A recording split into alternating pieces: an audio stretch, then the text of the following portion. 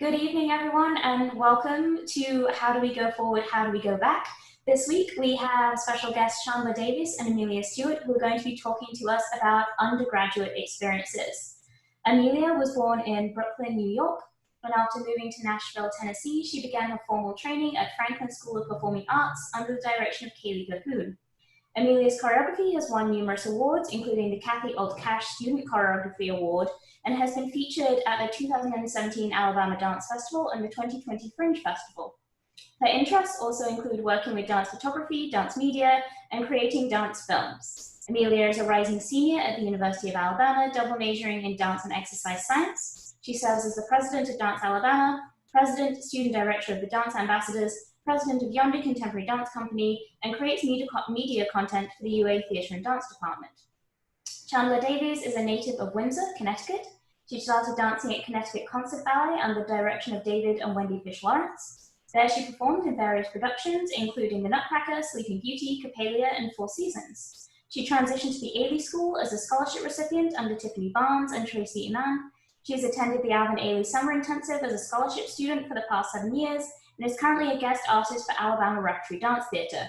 Chandler has taught various dance classes, including Introduction to Horton Modern and Advanced Level Ballet. Hello to you both. How are you doing?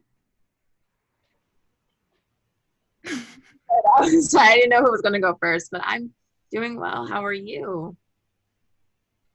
I'm good too. I'm good. I'm having a nice, actually pretty good period of quarantine right now.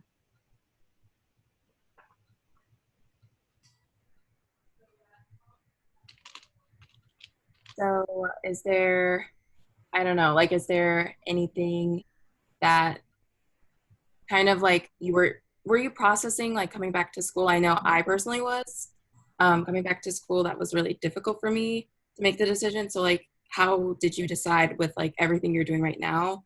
How were you able to like make the decision to just like come back and be okay with that?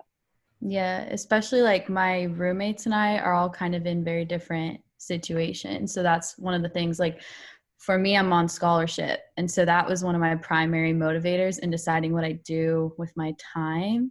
And also just like student leadership, I felt like I had a lot of things to consider, but those were two of my biggest. So it's a unique situation where it's not paying out of pocket for an experience that might seem like less value than what we're told a semester is worth. But then it was also like I might be giving up the worth of another semester later on that could be more normal or more valuable than this one. And then the other side was trying to look at it as an opportunity of like, when I am down the line and I'm talking to someone and they ask me about this period that we all went through together, that conversation of like, what did you do it, as a person who does happen to hold leadership within your community, do to get through it? So I didn't want to look at myself and be like, I stepped down from something that looked like a challenge, and I wanted to kind of rework it and be like, I'm in a unique situation.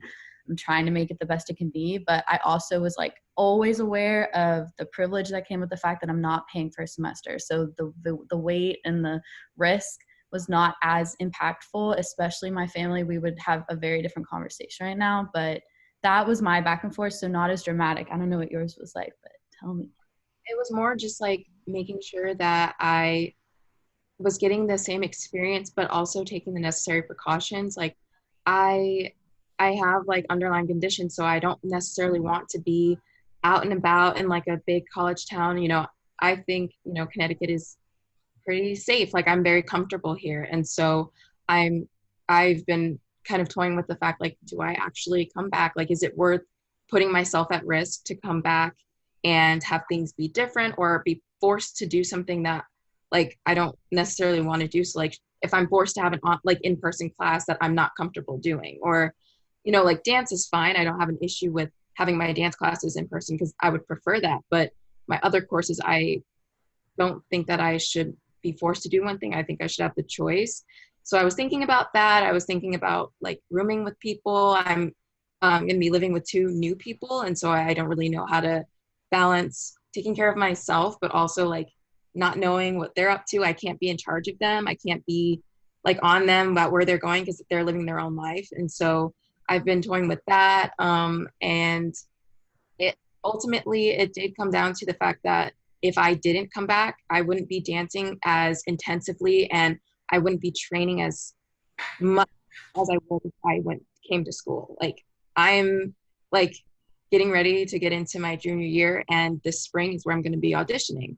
And for me to take this fall semester off because I'm scared, but like it would just set me back, and I didn't want to do that. I wanted to like get as much training as I could so that when I do start auditioning, I don't have issues. So it was a lot of stuff going on, but I just tried to like talk to as many people as I could to get different ends of the spectrum, different ideas, different opinions. And it helped talking to Lawrence and Aiden. It helped talking to them and my doctors. I talked to them. I talked to my sister who's a PA. Like I just got a bunch of different information to make sure that like what I was doing was the best for me. And I didn't want to feel selfish for maybe wanting to stay home because of the virus. I didn't want to feel selfish because of that. So. Yeah, it's challenging when the guidance isn't coming from not above you, but you know what I mean? Like, especially in a southern state, I feel like I'm not being told what to do with my time and the choices to make. And so to then be in a family where you're now an adult person, so now your opinions and your beliefs are also weighed in the conversation. You're not like, if I were a little kid right now, I could follow what my mom and dad said and just trust and know that like they're adults, they know what they're doing. But because there's not that strict guidance, and even when it does come, it's the same conversation of like, well, what if one of my roommates that is a stranger to me wants to go out and socialize? Then it's like, it's on you know what I mean, to make those choices. But yeah, I feel that because the agency is so important. And then it's like, you don't want to feel selfish for making choices and having to tell everyone, especially when they carry almost a political undertone of like, I'm not going out to lunch with you. And then also weighing the fact that you're the only person really looking out for yourself right now, because there's not a lot from any direction giving you a clear path. Honestly, my dad, he was saying like, this is your decision to make. This is like something that you have to be like, have a sound mind going into this. You can't like be like wavering in your opinion or anything like that. You have to have a sound mind. And it's like, well, I wish you would just tell me what to do, only because like, what is the right answer? And I know right now there is no right answer, but like sometimes I feel like there is. Sometimes I feel like, well, if I don't come back, then I'm like losing opportunity to dance in creative ways and become stronger and like working digitally and like virtually. Like I can like learn, everybody's learning how to do it right now. But if I come back, what if I like get sick and I can't come home? What if the travel advisory that we have right now turns into like a ban and I can't come back home from school? So that's everything I've been thinking about. It's hard because I wish someone would just like have a right answer. And I know that it's not like that right now, but yeah. Cool. I'm just hearing like, what kind of support do you need from like the university in this moment and the people around you if you're giving that trust to us? Well, for me personally, I feel as though I'm getting the support from the dance department. I have reached out to Lawrence and Aiden just to get some information, some clarity, like to help me with the decision.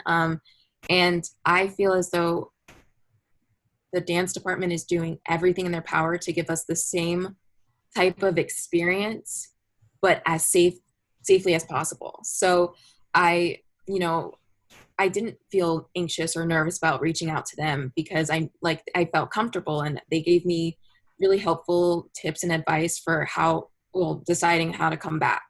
As far as the university goes, I don't really know if there's anything else that I can be told. Like, I know I've got to do I have to be tested when I get back to school. And I know there will be like intermittent testing. But I would like the option to be able to make my classes either online, hybrid. I would like the chance to say what I feel. And I feel that the dance department has done a good job of having like an open space for us to have our, air of frustrations, what we're feeling, anything like that. I don't know. I don't know if they're doing the same thing through like the academic side. That's all. Yeah, I was talking to Aiden about this the other day because I'm really empathetic to the fact that, you have a community of at least 200 dancers looking to you to be like, make this choice and give me all my experiences that I want, but also make sure it's safe for me. And, you know, you have to satisfy one person with one belief on one side. So just in terms of like the little bit that I get to have any kind of like oversight over within the student organizations, the challenges, I think making sure students are kind of having that active conversation. So like Chandler speaking to Lawrence or Aiden about her beliefs and her fears, that communication needs to happen a little bit more on our end. So I don't think, like Chandler said, I feel completely safe within the dance department that y'all are, you know, what's valuable to us and you know what we really want to be doing.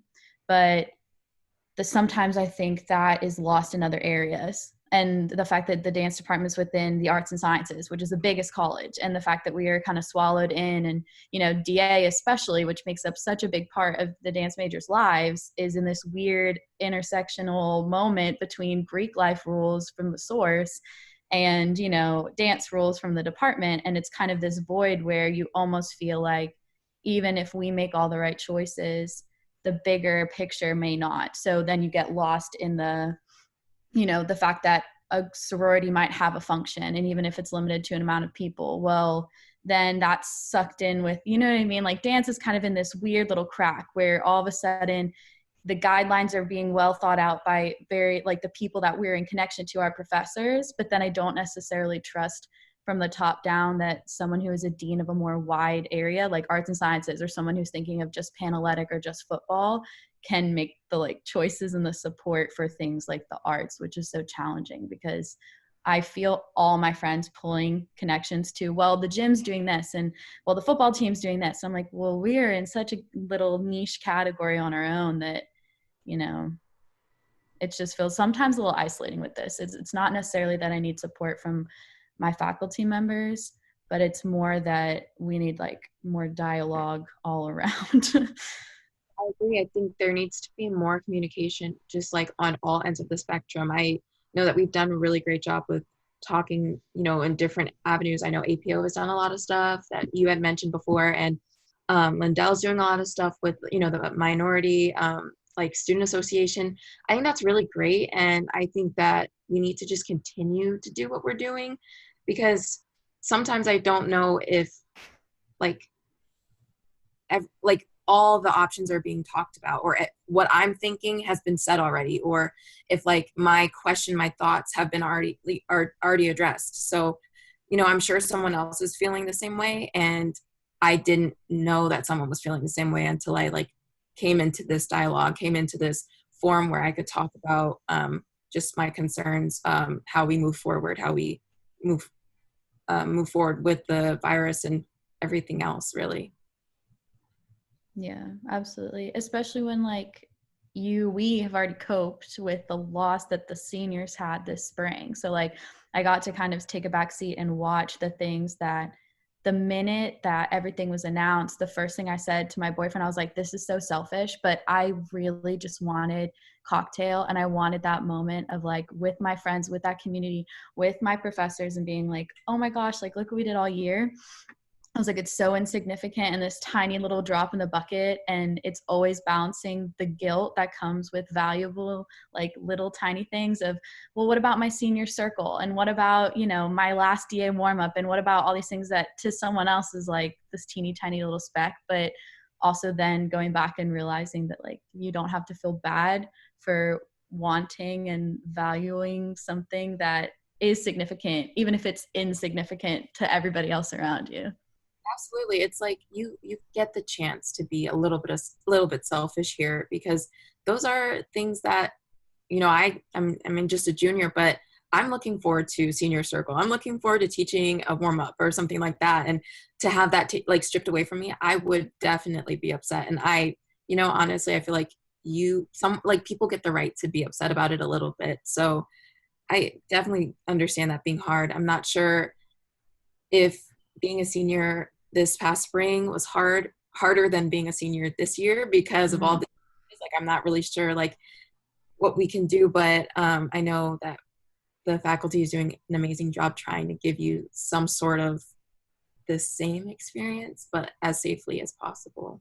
Yeah. And also just our grade too has always kind of been this transition grade. Things have always changed, like for my grade specifically, where we've only had 2 semesters worth of DAs that we've been allowed to submit work for in our time here. So it always kind of feels like things are changing and evolving, and I don't carry a lot of anger about circumstance because I don't think that's helpful at all. I just kind of feel like it's pointless. But from the beginning, I was like, it's really hard for the college seniors, but one of the groups I felt the most like empathy for was high school seniors, because not only do you lose that whole end of your high school year, nothing's going to be the same that it was before. No matter what, their college experience will be shifted, whether or not, you know, we blink and everything's normal again. That's almost a harder hit. So yeah, I mean, trust, my whole grade from the beginning was like, it's just us, it's hard. But you know, that's kind of hard. Like now we're kind of recommending to high school seniors now who are going to be freshmen, like just take your gen eds online. Like you were saying earlier, I've been telling my friends, you know, people like that, I've been telling them that from the jump, because I think it's just safer. It's maybe cheaper or something like that. But I also feel like it's hard to make that decision. Now it's like, do you make the decision because of like it being like money issues or anything like that? Or like, do you want to have that experience? You long for that experience. So it's like I said earlier, it's no right answer. It's difficult to kind of make that choice, but nothing is going to be the same. Like you said, nothing is going to be the same for them. And I feel really bad for that.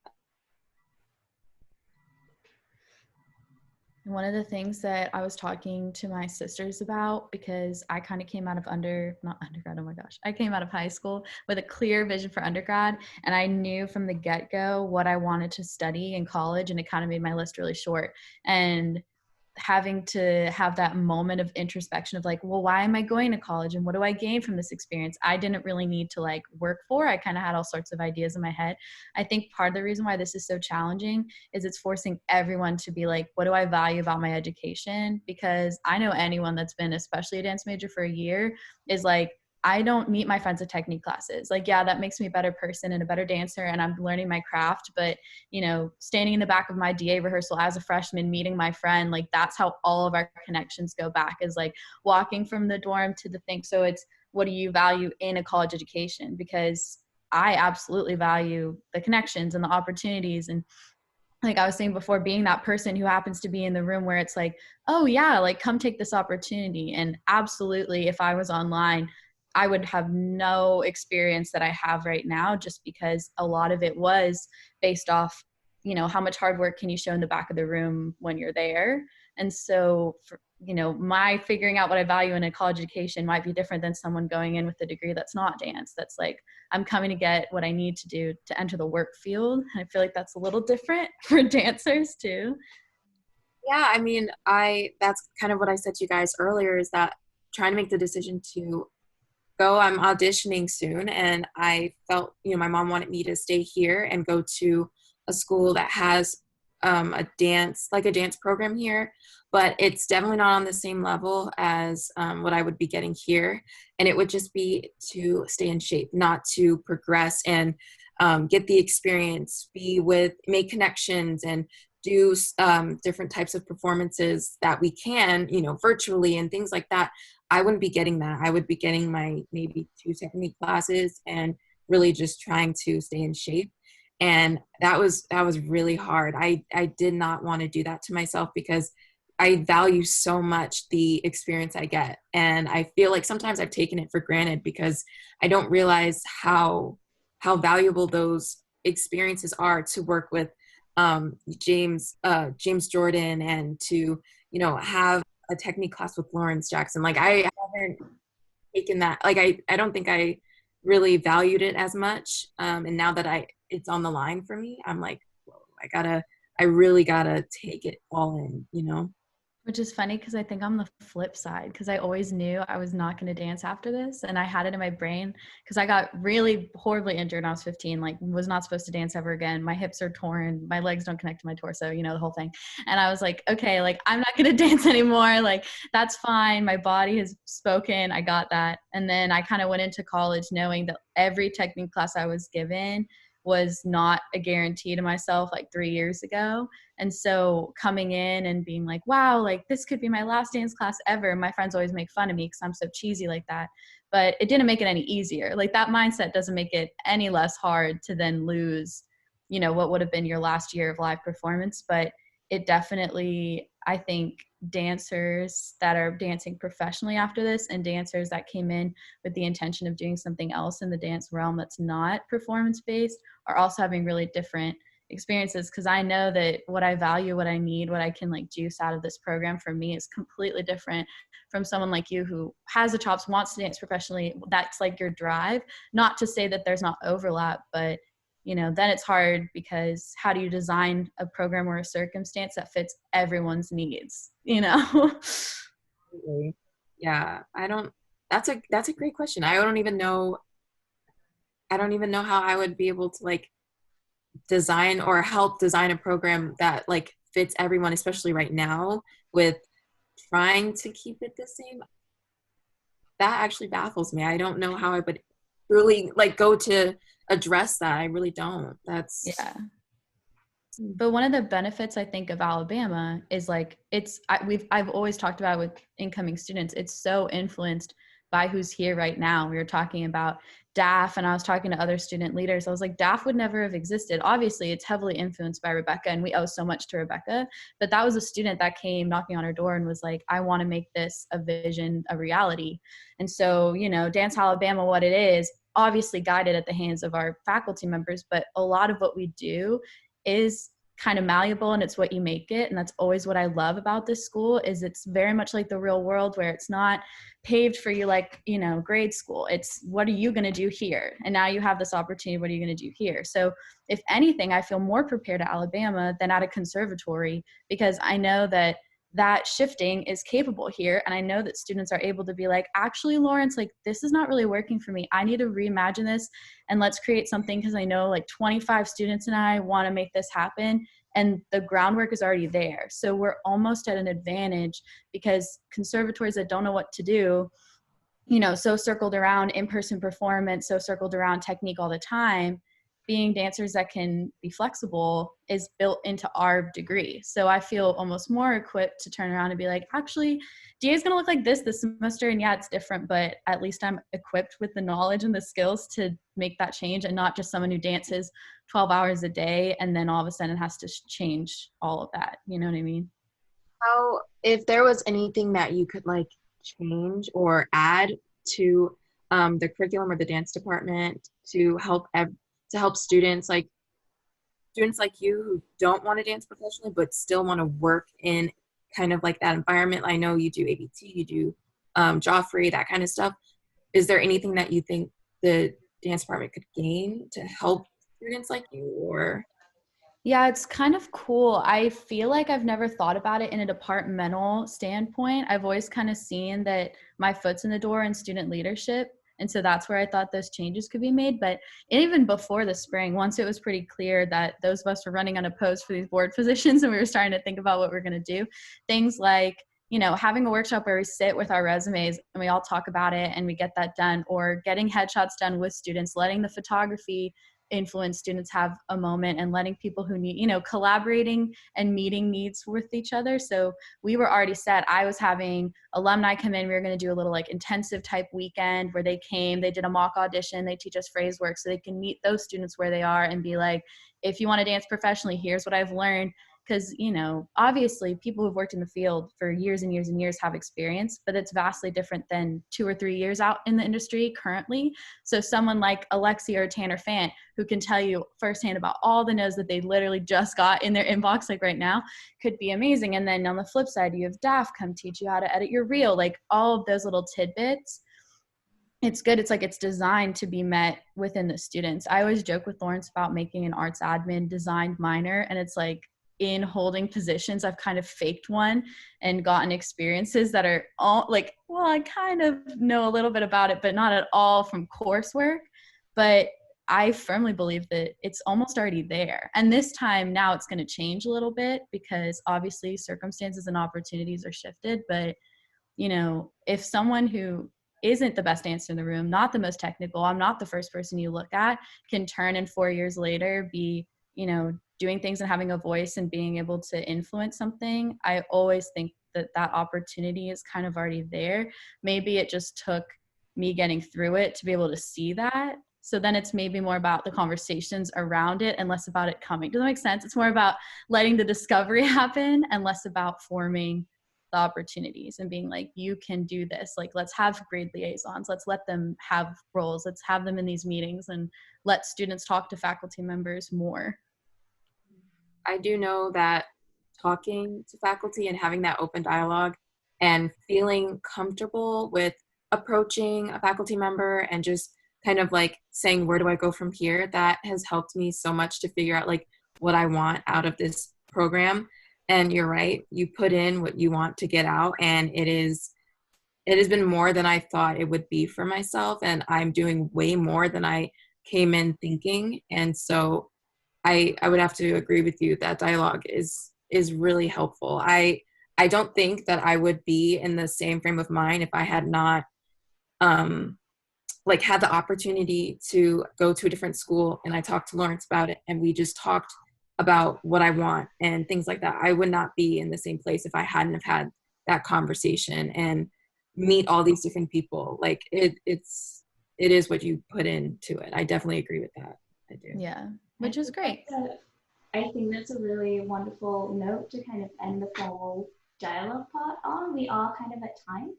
What I'm going to do is I'm going to invite people to turn on their cameras and join us again and think about their questions. And then as they're thinking and getting their tech sorted out, I'm going to ask you guys one more question, which is, right now, let's be real, we're in the middle of a pandemic. We're in the middle of like the biggest civil rights movement possibly of all time. If you looked at the next semester or the next year or the next 5 years with your like ideal vision of the future, like, what does that look like? What do you do? I was talking to my boyfriend about this because, especially the civil rights movement, I told my mom, I was like, look at me. I wanted this so badly. I wanted to be in this place where I'm like a student leader. I'm living my truth.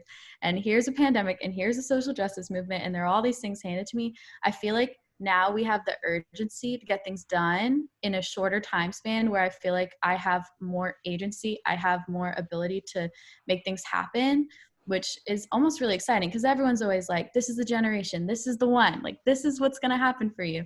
But you're getting to witness laws being changed and things being passed and moments happening right now, especially when you're just sitting in your house and you're plugged in all the time, that I think would have been lost otherwise. When 1 in 5 people are unemployed, you get that many more people talking about things. So that's one thing I'm more excited about. I feel like the shift in the amount of change is going to happen in a shorter time period. It has to, because we don't really have a choice. It's not a period of time where we can play around with, well, maybe it'll happen this time. Something has to change because we don't have normal to lean back on right now. So I'm excited about the idea of sitting in the front seat and watching everything change, be it the dance industry, social justice, anything. Something has to shift. So, talk about wanting to live through something in history, but it's happening whether we ask for it or not. For me, I think the thing I want to see is having those uncomfortable situations, those uncomfortable conversations, the things that are learning moments or teaching moments. I want to see that happening, and it's going to happen. Like Emilia said, it's going to happen whether we want to see it or not. It's going to change, and it's going to happen quick. And I'm excited to see that shift in the dance department. So my first 2 years was one way, and then in the next 2 years are going to be completely flipped. And I really am hoping to see, I'm really hoping for people to just acknowledge some of the things that, we're seeing in the world and just bringing it into a more creative space. So, dance is how we all express our emotions, what we're thinking, what we're feeling. I think we need to take and channel all the anguish, anything that's happening in the world, and channel it into how we're thinking about movement, how we're thinking about creating movement for a film or creating movement for just any work, anything like that. And I'm really excited to have those serious conversations, have serious pieces that get you thinking and really are really valuable to the time that we're in. So I'm really hoping to see a shift. Like, that's gonna be fast, but I'm hoping to see the shift from the first 2 years. And then right now, I'm really excited to see where that goes. And not trying to make people uncomfortable, but we need to be able to be in a place where we can have conversations and, we can learn from those conversations and not be like, oh, well, I'm trying to, be conscious about what they feel or anything like that. They need to be said, and we need to talk about these things. So I'm excited to have an open space for that. Well, everybody, will you join me in thanking Chandler and Emilia for being with us here? That was really, really wonderful. Thank you so much for your time. I am now going to open it up to questions from our guests. You can either type them in the chat, or you can just unmute yourselves and ask what you want to ask. I'll go ahead and jump in first. Thank you both for chatting about your experiences in this really tumultuous time. I'm really interested because it sounds like campus is going to be opening to an extent, right? Or it might actually be going forth. And so what do you think, since we didn't really have campuses open during the first part of the Black Lives Movement of this time, right? What do you think that, especially in your dance department, social activism will look like when things start opening up on campus? I think that we are going to be more aware, more conscious of the things that are going on, and people are going to call them out when they see things.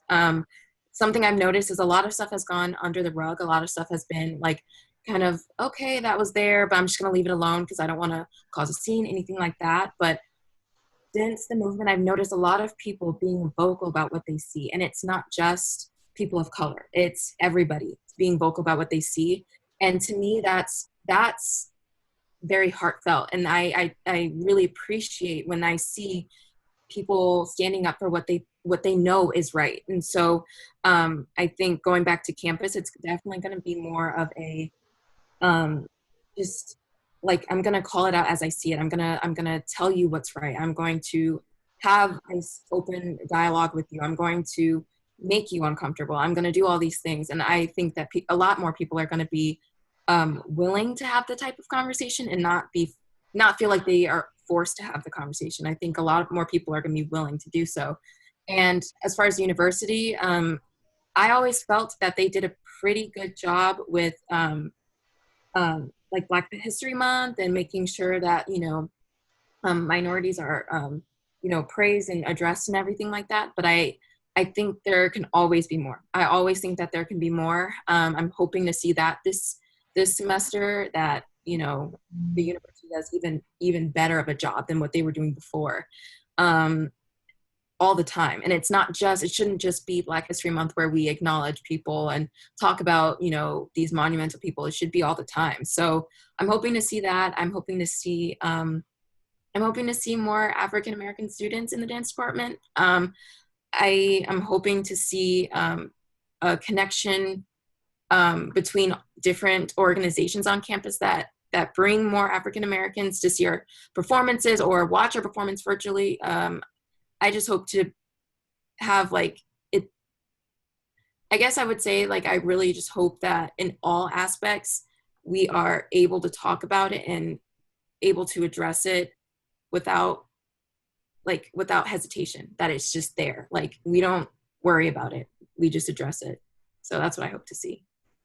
Yeah, I think the flip side of that is I have to recognize the fact that I'm a white girl in a place where I'm straight and I have a lot of privilege attached to it. And it might be great that I'm at terms with what I believe, but extending it out and starting conversations, especially with my white friends, and being I have a responsibility here to be wrong and to mess up and to say things that might not necessarily be the perfect way of saying them, because I'd rather be wrong and have growing pains, but at least be moving towards something better. So I don't want to sit in knowing like what I believe is whatever it is. And it's more like pulling people up with me and opening that conversation. Like Chandler was saying, like actual change.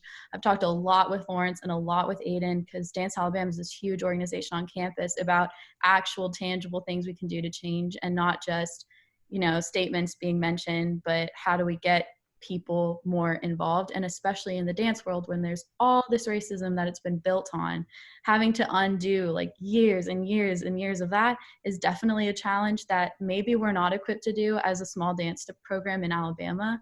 But it's almost like you don't have to worry about starting the conversation at the wrong time. Like, it's the time to just talk about it. So now that we know it's already on the table, it's no longer like what you're saying, Chandler, like everyone's talking about it. Everyone is starting to call things out, and whether or not they did before, it's exciting to see, you know, what little things that I don't notice. Like we were talking about the panel that APO pulled out with the UA Theater Dance specifically, having examples, you know, now I'm going to be really aware of it. But yeah, I'm hopeful for more accountability, especially as a white ally in a lot of ways in a department, you know, that can celebrate more than what we necessarily did before.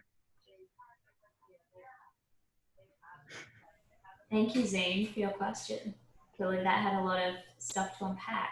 Did folks want to add or have other questions to ask?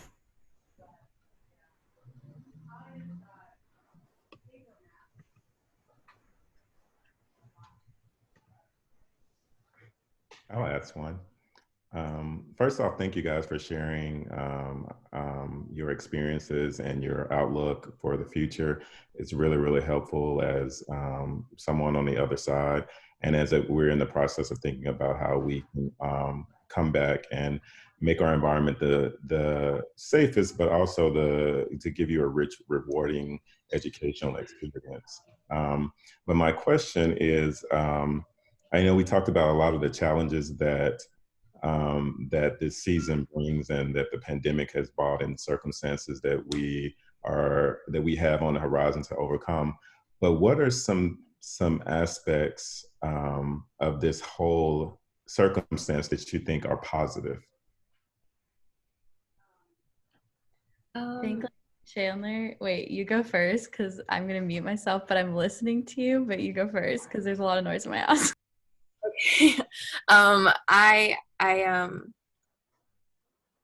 I'm really excited to start working with photography and film, and just trying to put my vision and my creativity in that way. I'm looking forward to learning how to use the computer for my dance, use the camera for dance. I'm excited to learn about that, and I think that because of the time we're in, it's going to be really important that we have those skills going out into the world. So I'm really excited to learn about that. I'm excited to start working on, I guess, learning how to work with people and how to dance with others without being on top of each other and without being like doing contact. Because to me, that's hard to see, like no contact, no, like, you know, we're always close, we're always like together. And so to learn how to work around that, I think that'll definitely make me a more versatile dancer, to be able to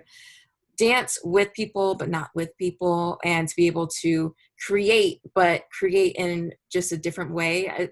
I definitely think it's going to shift my thinking a lot. I'm always worried that my choreography isn't like unique, doesn't stand out, but now I feel like I have no choice but for it to stand out because it's online. And I'm excited to learn how to just put that into into reality, into motion. And I think it'll make me a versatile dancer when I'm going out and auditioning and things like that. So I'm excited for that. Yeah, I think there's a power, and I talked about this a little bit. I did a UA Theater Dance takeover on Instagram. I talked about this a little bit, like the playing field's almost more even now, where I'm gonna graduate having a year of whatever post-COVID looks like in a dance department, and that's so much more experience than someone who necessarily like could have studied it hypothetically. But now we're all on this playing field where it's like the 20-year-olds and the 22-year-olds are going to be invited to the table to be like, what was this experience like for you, and how is this working for you? And there's a little bit more power in that, and I'm already seeing it, especially with Joffrey, of, you know, constantly shifting things and not always, well, this is how we've always done it. And now, especially in communities that are based in ballet that are so like, generations of how it's always been, now we're starting to have to shift. And then the other side of it is I'm looking forward to having to look back on myself and look at what I value.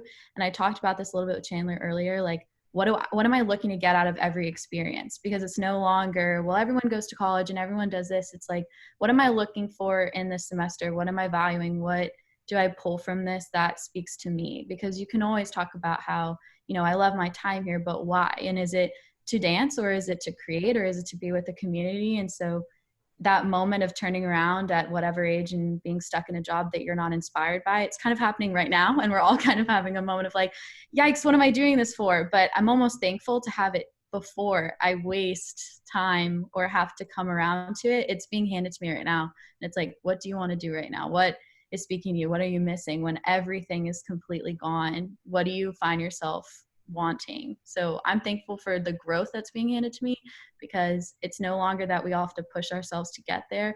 The world just kind of handed it to us. And now we're having to sit there, and even if you're ready or not, take a moment and realize what you're chasing after and what you're missing, and then hopefully make changes from here out according to that information. Speaking of changes, Emilia, I told you I was going to make you repeat this to the camera. But you were talking earlier about internships and potential online internships. Do you remember what you were saying? Would you repeat that? Because I think that's... Oh, yes. Okay, so I'm currently working for Joffrey Ballet School through the summer with an internship I was previously given in person. And so I'm helping organize like 5 different intensives everywhere. And it's kind of cool. You're given this middleman area, but I was telling one of my peers who felt that she lost a summer of opportunity that now places like Joffrey Ballet School or schools all over the country, they're going to start looking at more of a digital landscape. So instead of just having one time a year where you have a period of time to get experience, you might now also get the fall, and then you also get the spring. And now you're looking at potentially triple the opportunities you could have had before. And now I get to look at it almost like you're entering the work world now. And what am I going to do when ABT, that geographic isolation between me and New York's kind of removed? Now you get to kind of step in and be like, well, here, this is what I'm learning, and kind of piecing everything together. I hope that's what we were talking about. But I notice it too, especially, I mean, with Joffrey, I'm watching these kids who are amazing dancers all over the country, learn choreography virtually, have a concert virtually. And I want to take every single thing that I'm noticing back to Alabama and help my peers have the most like plentiful. We're all just learning from each other. So it's just another opportunity to have a seat at a table that, was miles and miles away before. Thank you, Lawrence. Other folks with questions?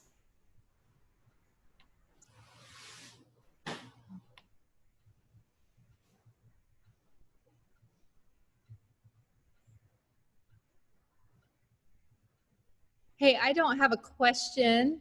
Hi, I'm Melissa. Yes, I'm an visual art person in Birmingham, and I joined the call late, and I'm really sad that I had to do that, but it's been a little bit of a juggle. So no question. I just want to share with the group of speakers that I appreciate you sharing your experience as students. I know it's not easy for you. And by not easy, I mean it's harder for you than it is for anyone in the university. You have the least amount of power in this situation. You have the most to lose from all of this, but you're showing up here and you're contributing to the conversation, and your voice is really important. And I just want to thank you for doing this. So bravo. I think we're gonna write that down.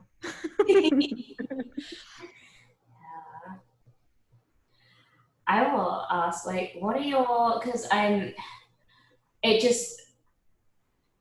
what you were saying earlier about roommates and the idea that not only are you having to be, you're in this very, very transitional period of authority where you're being asked to take on responsibility for your own decisions, and yet also like there's decisions being impacted upon you that aren't just from your boss and your workplace and your government, but are from like your peers and your friends and people you have to share a house with. that you don't necessarily get a chance to navigate in advance. Like, what do you think your survival strategies are going to be around that?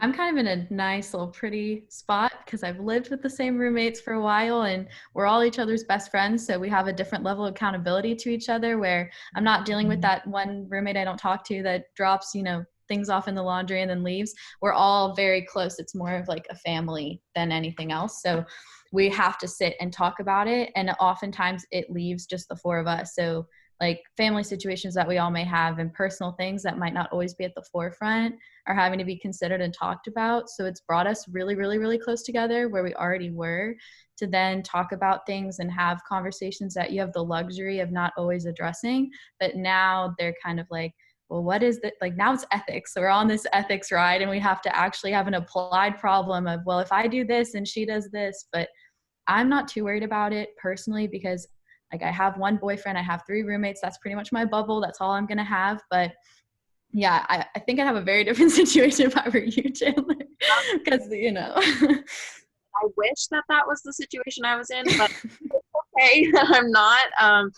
I haven't lived with these people before. I mean, I know them and we're friends, but I haven't lived with them before. So it's going to be very challenging to make sure like I can handle it. I think the best way for me is just to not focus on what I can't control, because I know that the virus is very scary. But if I sit here and I think about it all the time and I'm like super cautious, like I just feel like it's going to make me feel worse. And so I can't follow my roommates around every day. I can't tell them like, you can't have people over, because I don't feel that should be the case, but that wouldn't be fair. So I just have to be in control of what I can control. And that if that means like keeping to my room as often as possible, or like setting a designated time to do my cooking and stuff like that, and then just kind of like leave, that's fine. I don't want to like isolate myself, but I do know that like I can't control what they're doing. So I have to just kind of like do mind over matter, just be as safe as I can. I know I can only be in control of myself. So that means I need to wash my hands a million times. I need to sanitize the couch after I've sat on it, because then I'm in control of what I can do. And I can't be upset if I don't know where they've been. It's just hard. It's just really something I was worried about coming back, but I'm going to make it work because I want to come back. So. Yeah, I think it aids communication. Like I have a blended family at home. So it's a flip. You're talking, I was like, wait, this is my whole situation at home, because I'm coming here with a brother and a sister and a stepdad that I'm not genetically related to in this blended environment. And we're having to sit and be like, what is the value? What is the point? What are you gaining from this job experience? Do you understand you're putting someone at risk? Where that communication line is having to be forced open. So you're going to enter this year with potentially strangers, but there will be conversation and it's going to happen no matter what. And it almost helps then with other stuff. I felt it already with my roommates where we do talk about everything, but now it's like everything. Now we're starting to talk about big picture stuff. So I think it can strengthen relationships, even while obviously it will strain them too. It's going to definitely strengthen them because you're having to really look at yourself and your footprint and the impact you have and your choices have on the people that you love and care about, in a way that, I always think about this kind of stuff, but a lot of people don't. So you have the luxury normally of kind of picking and choosing. And now it's like, well, am I going to the grocery store and doing this and I'm wearing my mask for what? So I don't know. Hopefully it'll help the communication line in the end. Telling me that actually makes me feel a little bit better about how I'm going to go about this, because my hope is that we're able to have the conversation and just really talk about it instead of like what we've done, which is like talk about it and then be uncomfortable and like take a step back. So, I mean, if I can talk about uncomfortable things in other situations, then I should be able to do it here. And I'm really hoping that the communication does get better and stronger. And I have those lasting relationships with these people because we were able to make this crazy situation work for the both of us. Yeah, it's different than freshman year stranger roommate who has this weird guy friend that comes over that you might not really like, because now what if he comes and gives you this crazy disease? Like now it's like, things that you might write off as petty roommate problems are now a matter of life or death. And now it's like, this makes me uncomfortable, but it's good. Like everything has some kind of something out of it. I feel like it really lets me know that I am allowed to have a voice and be like, I'm uncomfortable with this choice that you're making that affects me, because now we all are kind of understanding that it does affect you. It's not really just like intangible things anymore. It's like, this is a disease. I want this, like, this is my comfort level and my boundaries are being drawn. And then you're not written off as this crazy roommate because we're in a pandemic. That's helpful. Thank you. We are getting, so I like to end these sessions by turning off the recording and letting everybody defragment a bit. But there's one more question in the spirit of embracing discomfort. And like, what is the question that either in this interview setting or me as a faculty member, because let's acknowledge that I'm both to you, what is the question you wish I had asked you?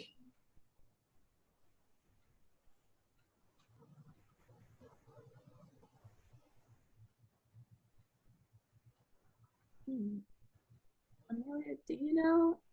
That's a great question.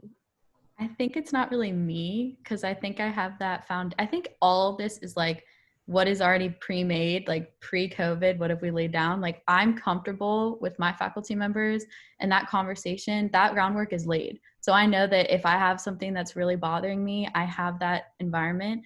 I think it's just about like, what do you want? What do you value? But I feel that already personally with all of you. So I don't feel like that door is ever closed. I think maybe like a sophomore dance major that's never been in a show before, like, what are you valuing? What are you seeking after?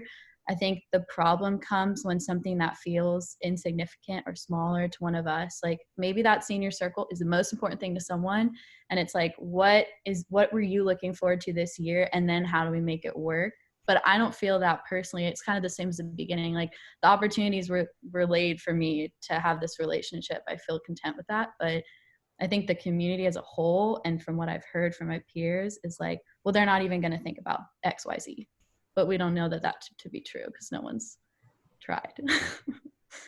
Yeah, I think that's why I asked you what you thought, because I already feel that I'm in a, like you said, in a space where I can bring anything to the table and that I can ask anything, ask you anything. And I don't feel that there is like anything I wish you had said to me, because a lot of the things that you have said to me, especially in class, trying to get me to be more comfortable with the type of movement we were doing. Like, you know, I was not great at partner work, improv. I was so bad at that. But putting me in that situation, putting me in that space, and just encouraging me changed the face of like that class for me.